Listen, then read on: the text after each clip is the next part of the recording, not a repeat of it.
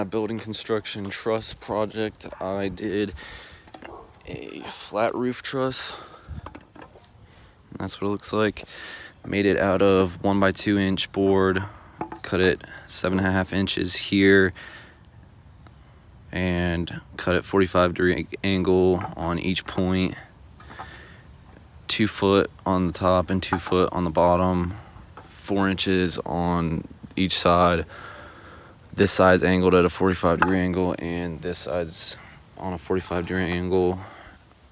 So these gusset plates I made out of sheet wood, and I glued it all together and then stapled it down on each gusset plate for stabilization. You can read more about it in my paper, and here is the test.